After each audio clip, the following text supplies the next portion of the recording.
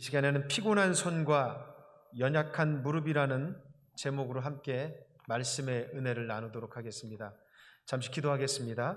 하나님, 허락된 말씀 위에 기름 부어 주시옵소서. 듣는 이와 전하는 이가 함께 하늘의 은혜를 경험하게 하시고 하나님의 마음을 깨닫게 하시고 2020년도를 정리하면서 하나님이 우리에게 주시는 이 말씀을 가슴에 새기고 심령에 새기고 아버지 우리의 마음 가운데 온전히 새기게 하여 주옵소서. 말씀을 들을 때마다 그 말씀이 내 말씀입니다 하고 아멘으로 화답하는 이 시간 되게 하여 주옵소서. 예수님의 이름으로 기도하옵나이다. 아멘. 2020년도 마지막 성결의 예배입니다. 하나님께서 이 1년이라는 시간을 정하게 하시고 마침과 시작을 계속해서 아마도 이렇게 주시는 이유가 있을 것 같아요. 여러분들 대나무를 보면 한순간에 쫙 갑자기 큽니다. 대나무가 갑자기 컸는데도 불구하고 올곧게 서 있을 수 있는 건 중간중간에 마디가 있기 때문입니다. 한 해를 마감하고 새로운 한 해를 맞이하는 건 바로 그 마디 같은 역할을 합니다. 그래서 한 해를 정리하고 새로운 결단을 할 수 있는 그런 시간들을 하나님께서 우리에게 주시는 줄 압니다. 그래서 이전 것을 좀 정리하고 우리의 부족함을 다시 한번 돌이키고 하나님께 회개하고 그거 정리하고 새로운 마음으로 자라가는 그 시간이 바로 마지막 시간, 그리고 아마 또 며칠 후에 오는 송구영신 예배가 될 줄 압니다. 그래서 오늘 이 시간이 올해를 정리하고 새로운 한 해를 바라보는 그런 말씀으로 같이 좀 은혜를 나누려고 합니다. 이솝우화 중에 아마 여러분 잘 아시는 개미와 배짱이 이야기를 아실 겁니다. 그 우화는 잘 아시는 것처럼 여름에 열심히 일한 개미, 쉬지 않고 열심히 일합니다. 그리고 겨울이 돼서 따뜻한 집에서 쌓아놓은 음식을 먹으면서 편하게 지낸다는 이야기죠. 근데 반면에 배짱이는 어떻습니까? 여름 내내 노래 부르고 딩가딩가 그렇게 지냈어요. 이제 겨울이 왔습니다. 개미는 편하게 따뜻하게 배부르게 지내지만 배짱이는 먹을 것이 없어 개미네 집에 가서 구걸을 한다는 그런 이야기입니다. 그런데 여러분들 현대판 개미와 배짱이 이야기를 아시는지 모르겠어요. 그 이야기가 조금 현대판으로 각색이 된 이야기입니다. 여름에 열심히 일한 개미가 겨울이 돼서 관절염이 왔습니다. 그리고 디스크로 병원에 입원했답니다. 그래서 과로로 쓰러져서 병원 다니다 치료하는데 그동안 벌었던 걸 다 써서 탕진하게 된다는 이야기입니다. 참 안타까운 이야기죠. 근데 배짱이는 어떻게 됐을까요? 배짱이는 맨날 노래 부르고 춤추고 그러다가 기획사에 스카우트 됐습니다. 그리고 음반을 냈는데 이게 대박이 난 거예요. 가수로 데뷔해서 음원 수익, 공연 수익이 높아서 좋은 집도 사고 노후를 편안하게 지낸다는, 좀 슬프지만 우리 현실을 반영한 신개미와 배짱이인 것 같습니다. 이 이야기는 그냥 이야기로 끝나지 않고 우리의 삶의 모습과도 닮아 있습니다. 혹시 여러분들도 현대판 개미와 배짱이처럼 그 속에 나오는 개미처럼 열심히 일하다가 혹시 지치지 않으셨습니까? 우리 교회가 제가 9월 1일 날 오기 전까지 들은 이야기는 코로나 이전에 참 재밌게 이제 새로운 기반을 다져가는, 그리고 여러 부서에서 좋은 소식들이 많았다고 들었습니다. 그런데 갑자기 코로나가 터지면서 더 이상 앞으로 나갈 수도 없고 그냥 정체되는 듯 하나 오히려 퇴보하는 그런 모습으로 바뀌어졌다는 이야기를 듣게 되었습니다. 아니, 왜 믿음으로 살고 신앙으로 열심히 살았는데 교회가 새로워지려고 하는데 왜 갑작스럽게 이런 일이 벌어졌을까요? 개인의 삶에도 아마 마찬가지일 겁니다. 열심히 일하다가 어려움을 당하는 일들도 있습니다. 그래서 건강을 잃기도 하고, 때로는 세상적인 일이, 내 사업이, 내 가정의 일이 어려워지니까 사역도 할 수 없을 정도로 지칠 때가 있다는 겁니다. 오늘 성경 12절에 그런 모습을 이렇게 표현하지요. 피곤한 손과 연약한 무릎. 혹시 여러분이 열심히 개미처럼 일하다가 피곤한 손과 연약한 무릎이 되지는 않으셨습니까? 2020년도 마지막 성결의 예배를 드리면서 저의 눈에 딱 이 구절이 들어왔습니다. 12절입니다. 함께 읽어볼까요? 그러므로 피곤한 손과 연약한 무릎을 일으켜 세우고. 아멘. 코로나를 지나는 우리들의 모습이 아닌가, 정확하게 표현하고 있지 않는가.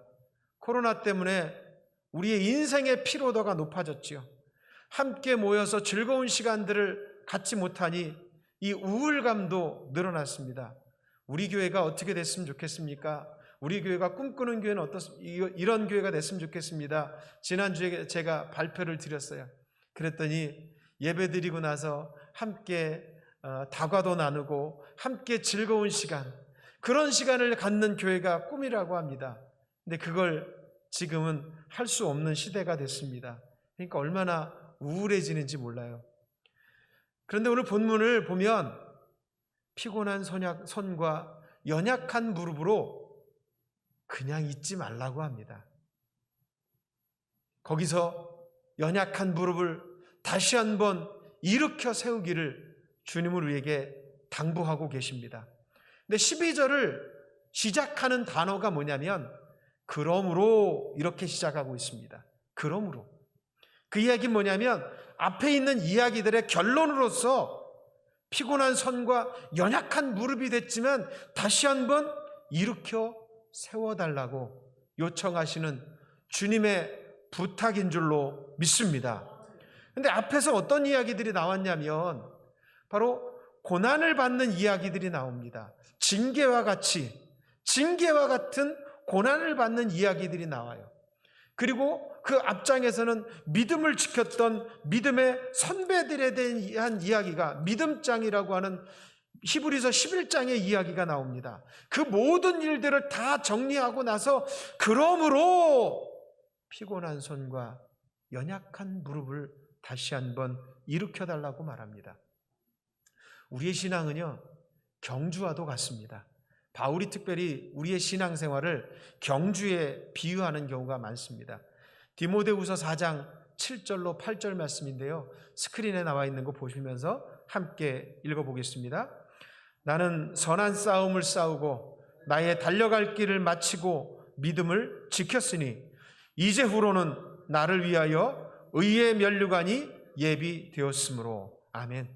선한 싸움 싸우고 달려갈 길을 마치고 신앙의 경주를 완주한 사람들에게 하나님의 상이 있다는 거예요. 의의 면류관이 자기에게도 예비되어 있지만 주의 나타나심을 사모하는 모든 사람들에게도 똑같은 면류관을 하나님이 준비하고 계시다는 겁니다. 그 면류관의 주인공이 저와 여러분이 되기를 소원합니다. 오늘 본문 1절에도 똑같은 경주의 이야기를 하죠. 1절을 앞에 부분인데 스크린 보면서 같이 읽겠습니다. 인내로서 우리 앞에 당한 경주를 경주하며. 아멘. 신앙생활은 한가하게 조깅하거나 또 산책하는 그런 정도의 여정이 아닙니다. 소풍 가는 것도 아니고요, 아침에 나갔다가 저녁에 들어오는 그런 단거리도 아닙니다. 우리의 신앙의 경주는 태어나서부터 주님 오시는 그날까지 영원한 우리의 그 경주인 줄로 압니다. 일평생을 두고 달려가야 되는 거예요. 일평생을 두고. 긴 장거리를 달리게 하는 것을 우리는 보통 마라톤이라고 하죠. 인생의 마라톤. 근데 이 마라톤을 하다 보면, 저도 마라톤을 참석해 보지는 못했지만 이야기를 들어보니 아주 중요한 시점이 온다고 합니다. 이게 반환점이 중요한 시점이 아니라 자기 나름대로 자기 신체 컨디션에 맞는 그런 최고의 한계점, 그걸 데드 포인트라고 합니다. 죽음의 순간이라고 말하는 거죠. 그 순간이 대부분의 모든 그 마라톤을 하는 사람들한테 온다는 거예요. 더 이상은 달릴 수 없을 것 같은 상황, 극한의 고통과 위기가 그때 엄습해 온다고 합니다. 그 데드 포인트를 마라토너 중에 한 사람은 이렇게 얘기를 합니다. 심장이 터질 것 같아서 더는 뛸 수 없는 것 같은 상황. 그러니까 죽음의 순간, 죽음의 한계점이라고 봐도 된다는 거예요. 우리의 신앙에도 그런 데드 포인트가 있을 수 있다는 거죠. 일이 겹쳐서 옵니다. 삶도 어렵고 신앙도 어려워지고 더는 힘들어서, 때로는 시험 들어서 더는 어찌할 수 없어서 신앙을 포기하고 교회를 떠나는 분도 있고요, 하나님을 원망하기도 하고, 그런 분들이 생기는 거예요. 그 데드 포인트에서 좌절하고 넘어지는 거죠. 올 한 해 여러분들을 살아오시면서 겪은 데드 포인트들이 아마 있을 겁니다. 그런데 그 데드 포인트는요, 참 놀라운 진리를 우리에게 가르쳐 줍니다. 뭐냐면, 거기서 죽을 것 같고 거기서 넘어질 것 같고, 그래서 도저히 일어날 수 없는, 더 이상 끌어 모아도 더 이상 힘이 없어 넘어져 주저앉을 것 같은 그 상황인데, 그 데드 포인트를 지나고 나면, 이겨내고 나면 다시 새 힘이 생긴다는 겁니다. 여러분의 신앙에 그 데드 포인트가 있었습니까? 그걸 이기셨으면 새로운 힘 가지고 나아갈 수 있게 된다는 겁니다. 마라토너들이 그 데드 포인트를 지나고 나면 오히려 편안해진대요. 숨쉬기도 쉬워지고, 그 한계점을 뛰어넘었더니 새로운 은혜의 길이 열리는 줄로 믿습니다. 우리의 신앙도 그렇습니다. 여러분들, 그 구름이 많이 낀 날 비행기를 타보신 분들이 있을 거예요. 저도 한번 그런 경험이 한 번 있었습니다. 구름이 껴서 어둑한데 비행기는 떴습니다.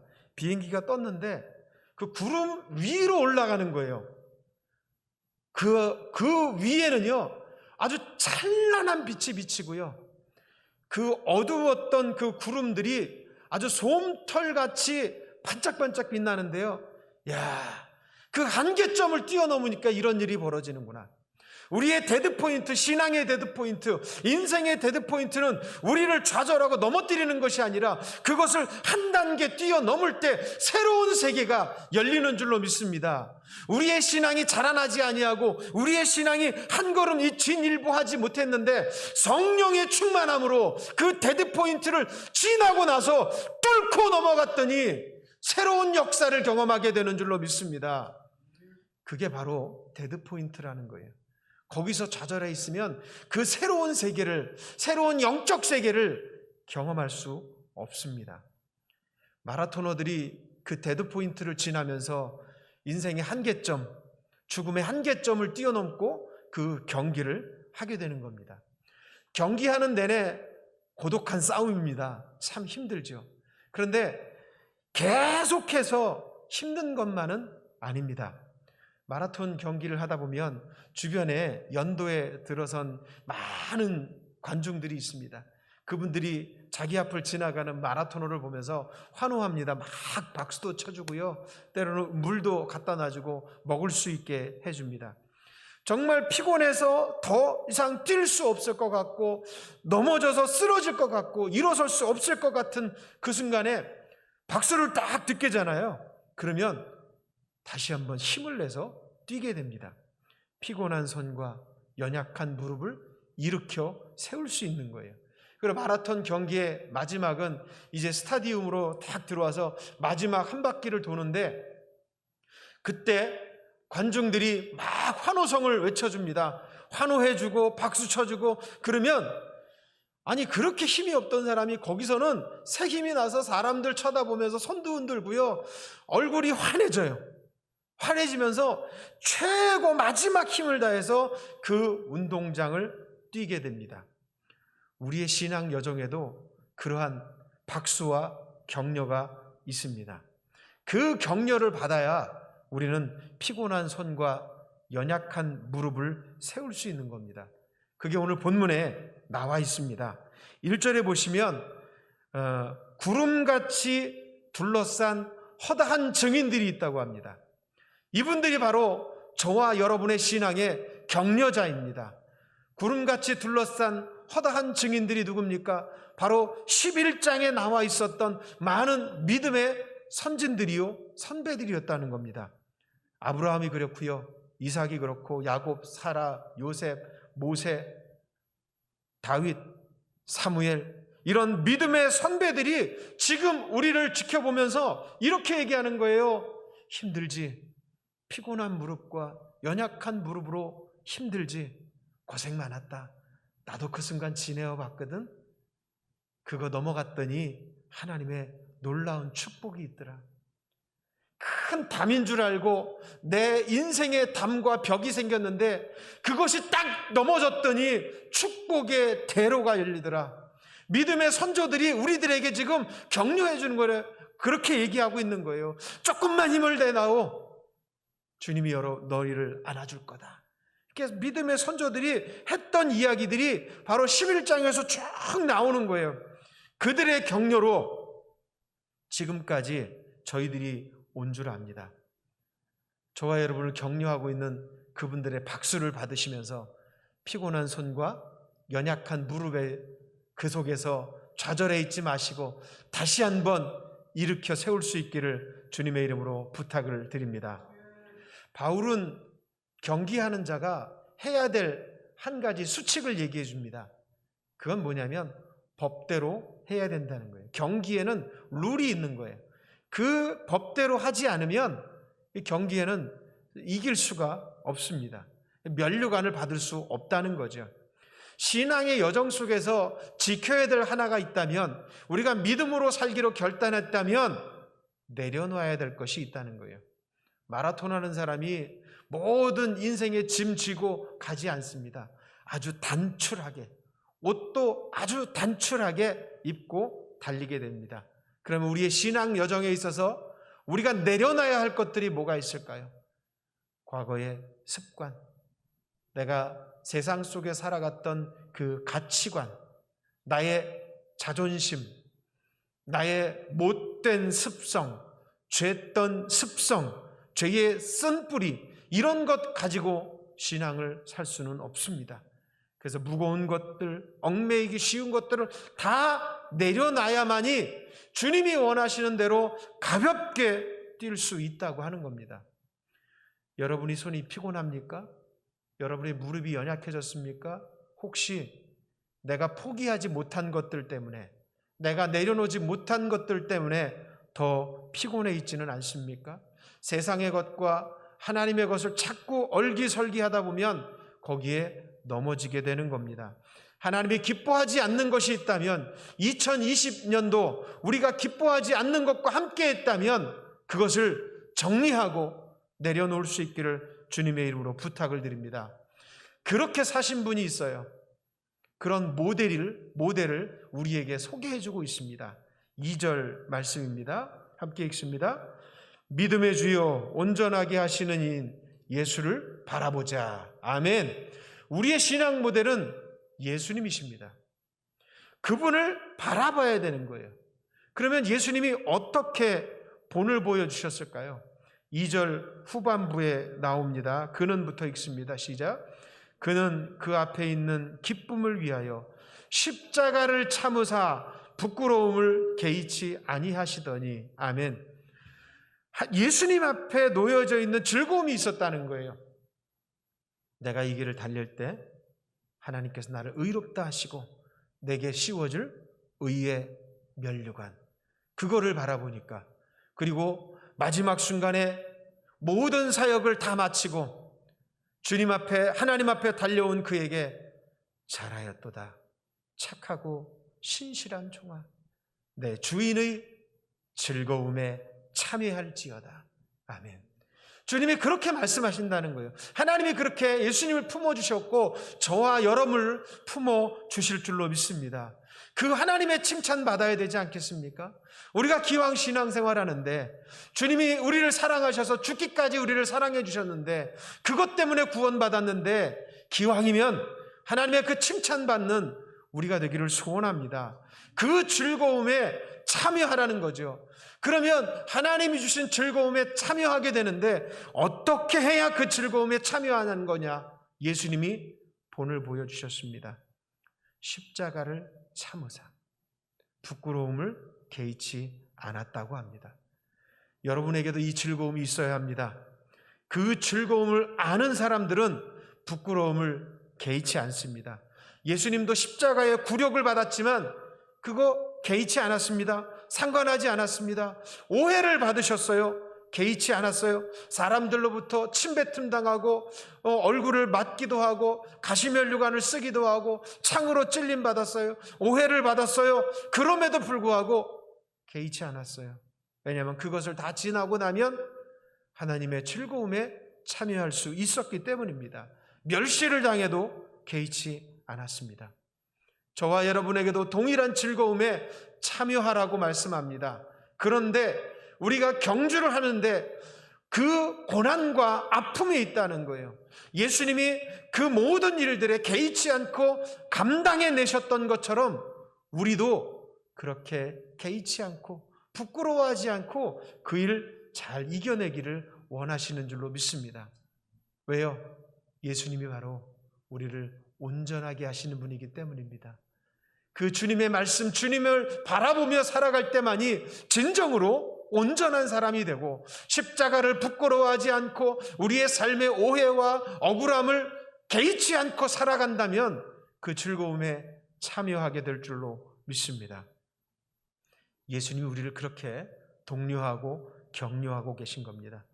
여러분의 피곤한 손과 연약한 무릎을 예수님에게로 가지고 나오시기 바랍니다. 11절에는요 끝부분에 보면 의와 평강의 열매를 받는다고 말씀합니다. 그 고난을 이긴 자에게는 의와 평강의 열매를 준다고 하죠. 그리고 12절에는 피곤한 손과 연약한 무릎을 일으켜 세우라고 합니다. 자, 13절을 다 같이 한번 읽어보겠습니다. 너희 발을 위하여 곧은 길을 만들어 저는 다리로 하여금 어그러지지 않고 고침을 받게 하라. 아멘. 주님께서 우리에게 주시는 것은 뭐냐면 피곤한 손과 연약한 무릎을 일으켜 세워라. 힘들지만 일으켜 세워라. 그것으로 끝나는 게 아니에요. 우리의 순종만을 바라보시면서 복종만을 바라보면서 일으켜 세워라. 그것으로 끝나지 않으신다는 거예요. 우리가 그 말씀에 순종하고 나면 그 이유는 하나님이 책임져 주신다라고 말씀하는 겁니다. 너희 발을 위하여 우리가 피곤한 손과 연약한 무릎을 일으켜 세울 수 없지만 그럼에도 불구하고 일으켜 세우기만 한다면 하나님께서 일하기 시작합니다. 너희 발을 위하여 곧은 길을 만들어 줄 것이다. 길을 아예 곧게 만들어 주신다고 합니다. 상황을 완전히 변화시켜 주시고 역전시켜 주실 줄로 믿습니다. 그리고 저는 다리로 하여금 어그러지지 않고 고침을 받게 할 것이라고 분명히 약속해 주고 계십니다.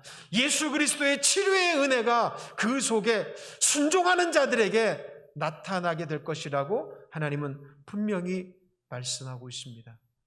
그런데 우리는 먼저 해야 될 일이 있습니다. 일어서야 합니다. 피곤한 손과 연약한 무릎을 다시 한번 세우면 되는 것입니다.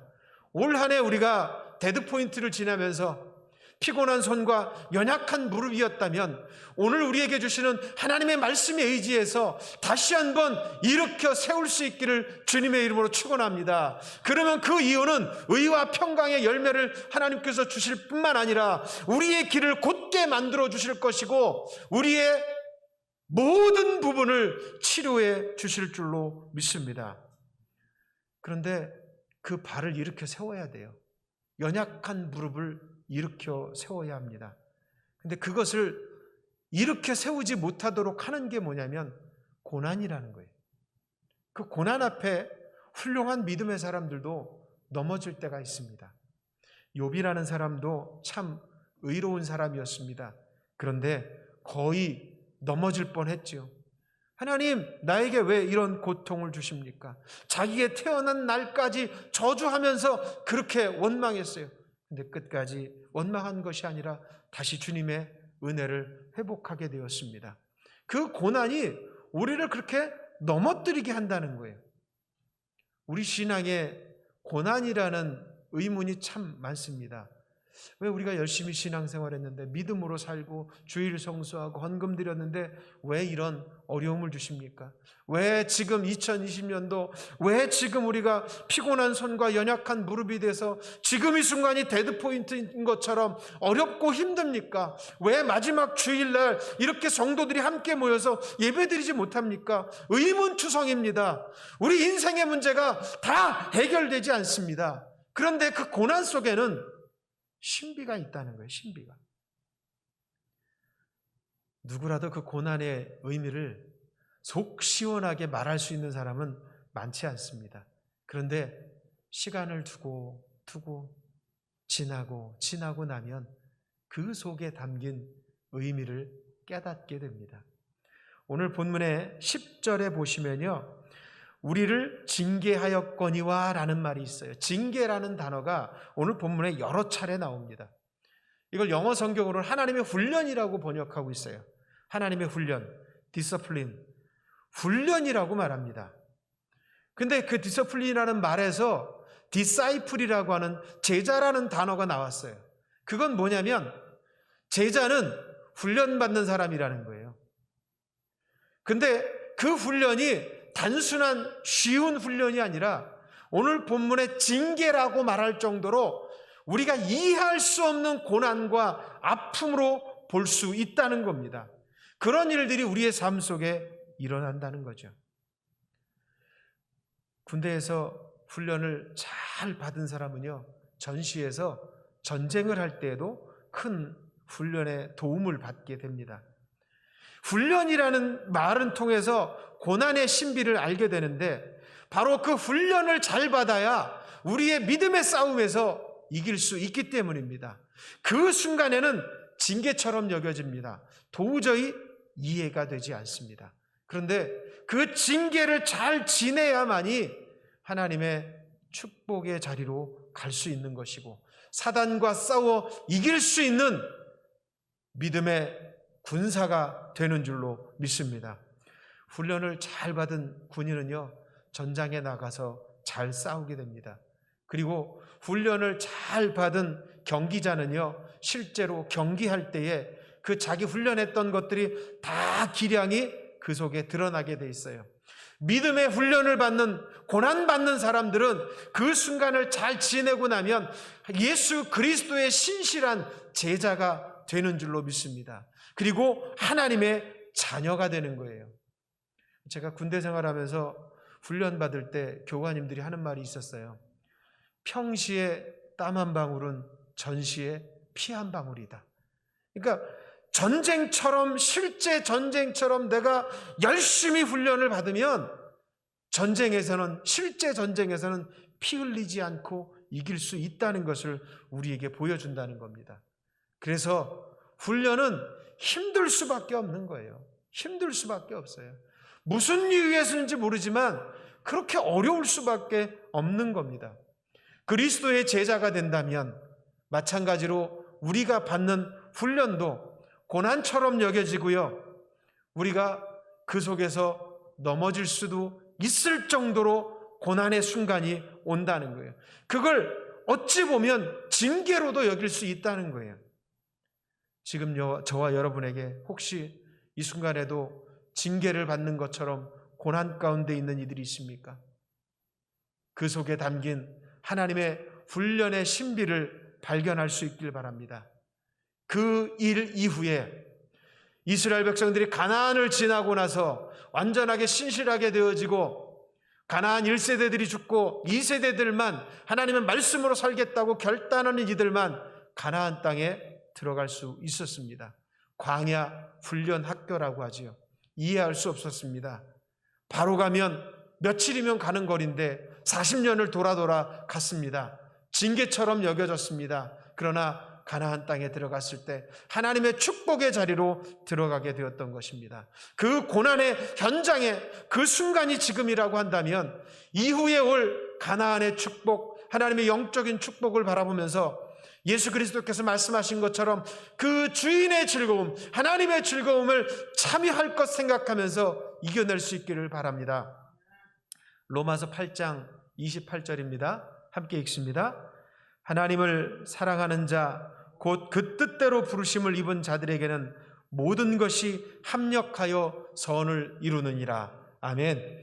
주님의 말씀 앞에 고난 중에서도 징계 속에서도 순종하며 살기만 한다면, 피곤한 손과 연약한 무릎을 일으켜 세우라 할 때 주님, 제가 힘들지만, 내 힘이 없지만 말씀에 의지하여 일어서겠습니다.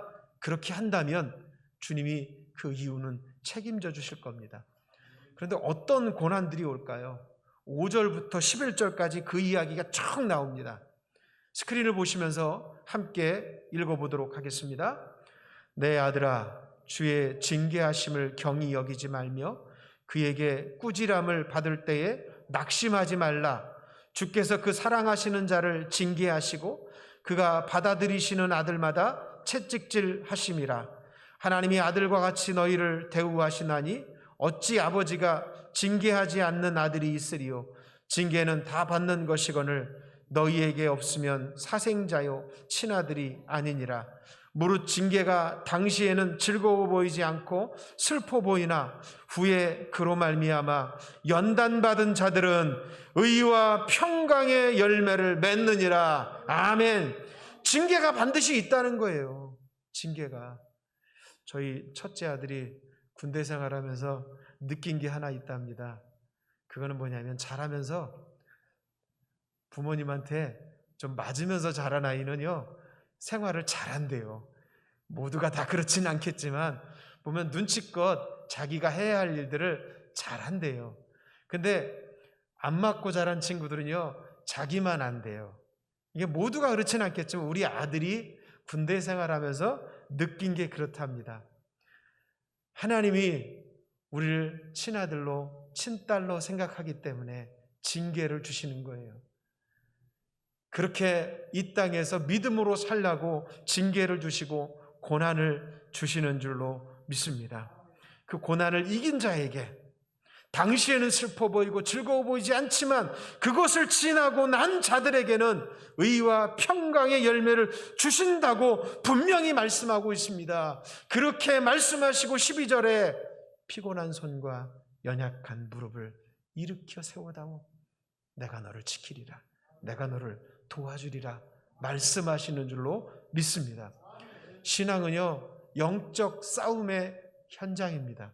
우리의 눈에 보이지 않지만 영적 전투가 지금도 끊이지 않고 있습니다. 사단은 우리를 넘어뜨리려고 합니다. 주의 종을 넘어뜨리고요, 성도들을 넘어뜨리고 교회 전체를 흔들어서 넘어뜨리려고 하고 있습니다. 우리가 이길 수 있는 방법이 뭘까요? 피곤한 손과 연약한 무릎을 다시 한번 일으켜 세우고 그 고난 속에서 넘어지지 않고 예수 그리스도를 바라보면서 우리를 온전케 하시는 예수님 바라보면서 나아간다면 반드시 이기게 하실 줄로 믿습니다. 우리의 손이 피곤해서는 안 됩니다. 우리는 거룩한 손을 들어 다시 한번 주님 앞에 기도해야 합니다. 우리의 무릎이 연약해져서는 안 됩니다. 무릎을 일으켜 세워 사단과 싸우는 현장으로 나아가서 이겨야 할 줄로 믿습니다. 2020년 한 해 여러분 참 열심히 사신 줄 압니다. 수고 많으셨습니다. 하나님께서도 칭찬하실 줄 압니다. 혹시 여러분들 중에 피곤한 손과 연약한 무릎이 되어서 지치신 분이 있습니까? 성경은 우리에게 다시 요청합니다. 우리를 온전케 하실 예수를 바라보라. 그리고 일어서다오. 주인의 즐거움에 참여했던 것처럼 하나님의 즐거움에 참여했던 것처럼, 믿음의 많은 선배들이 그렇게 고난을 이겼던 것처럼 우리 앞에 다가와 있는 그 고난을 이겨다오. 의와 평강의 열매를 줄 뿐만 아니라 피곤한 손과 연약한 무릎을 일으켜 세우면 길을 곧게 해줄 것이고, 그리고 예수 그리스도께서 고쳐주리라. 할렐루야. 말씀하고 있습니다. 약속하고 계십니다. 여러분의 육신이 연약해서 피곤하십니까? 여러분의 삶의 문제가 해결되지 않아 어려우십니까? 예수님께서 모든 부분에 개입하셔서 고쳐주실 줄로 믿습니다. 2020년도를 마감하면서 다시 한번 새 희망 가지고, 주님 말씀하신 그 소망 가지고 치유를 경험하시기를 주님의 이름으로 축원합니다. 아멘. 이 시간에 우리가 한번 찬양할 텐데요, 예수 나의 치료자. 주님이 우리의 모든 부분에 간섭하여 주시고 개입하여 주셔서 치료해 주실 줄로 믿습니다. 관계를 치료해 주실 것이고, 육신을 치료해 주실 것이고, 여러분의 사업을 치료해 주실 것이고, 여러분의 자녀의 문제를, 가정의 문제를 치료해 주실 줄로 믿습니다. 예수 나의 치료자, 함께 찬양하겠습니다.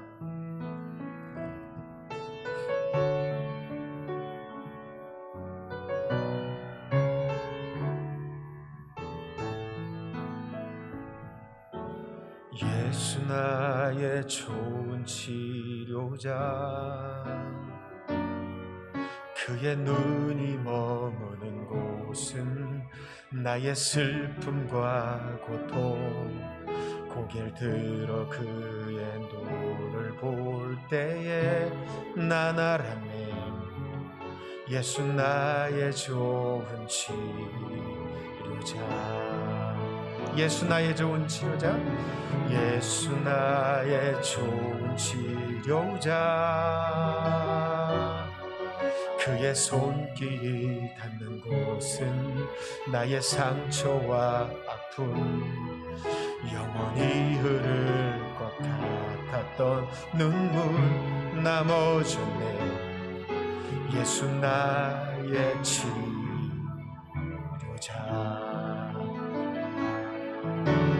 나 노래하리라. 천한 나를 돌아보신 구세주를 찬양해. 하늘 닿는 곳까지 내 손 들리라. 예수 나의 치료자. 나 노래하리라. 나 노래하리라.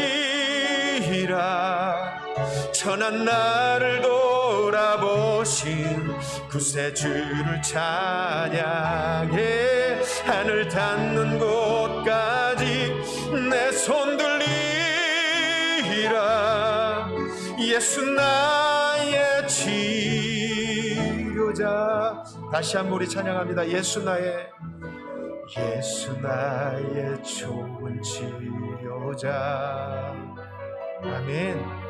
그의 눈이 머무는 곳은 나의 슬픔과 고통, 고개를 들어 그의 눈을 볼 때에 나나라네. 예수 나의 좋은 치료자. 예수 나의 좋은 치료자. 그의 손길이 닿는 곳은 나의 상처와 아픔, 영원히 흐를 것 같았던 눈물 나머졌네. 예수 나의 치료자. 나 노래하리라. 나 노래하리라. 천한 나를 돌아보신 구세주를 찬양해. 하늘 닿는 곳까지 내 손 들리라. 예수 나의 치료자. 나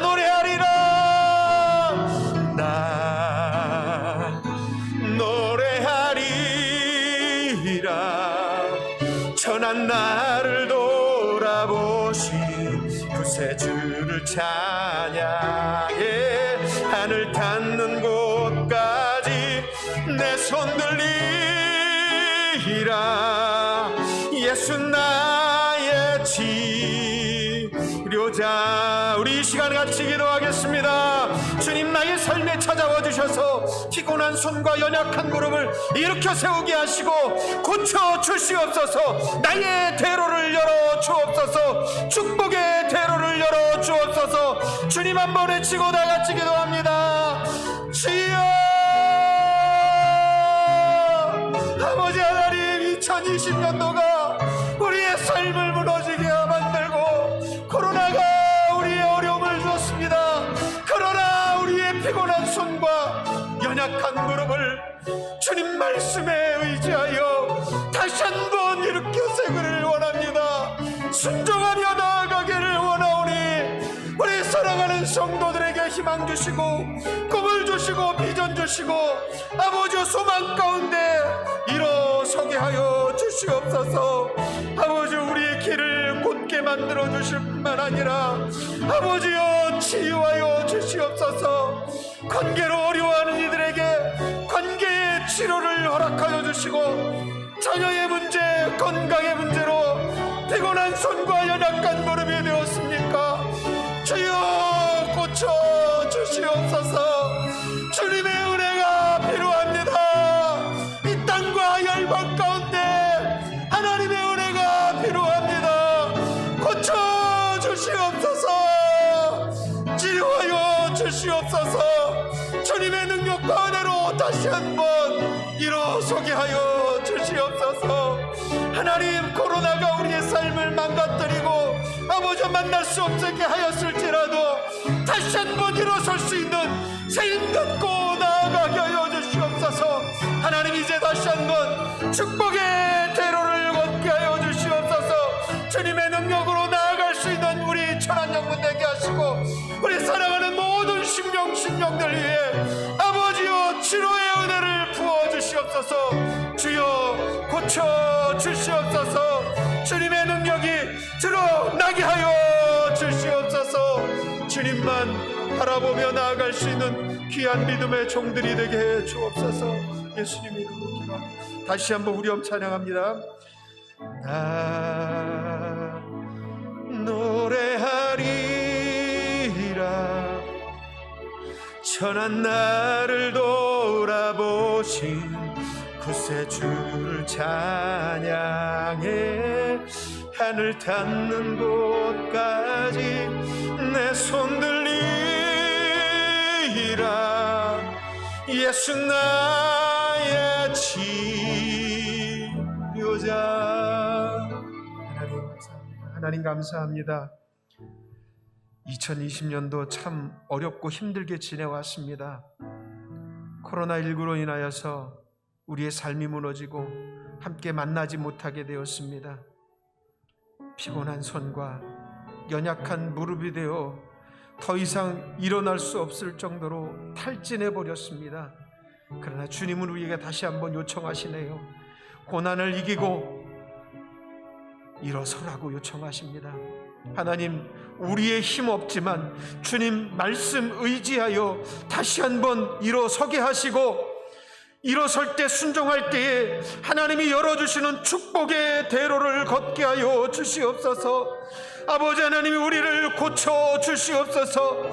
관계의 문제를 치료하여 주시고 가정의 문제, 자녀의 문제, 사업의 문제를, 건강의 문제를 치료하여 주시옵소서. 아버지, 2021년도 다가오는 새해에는 우리가 더욱더 주님의 영광을 위해 주님의 즐거움에 참여할 수 있는 영광의 교회가 되게 하여 주옵소서.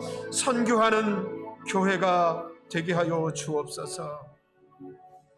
이제는 우리 주 예수 그리스도의 은혜와 하나님의 크신 사랑과 성령님의 거룩하신 은혜가 아버지여 피곤한 손과 연약한 무릎을 다시 한번 일으켜 세우기로 결단하는 모든 심령들 위해 이제로부터 영원토록 함께 계시기를 간절히 축원하옵나이다.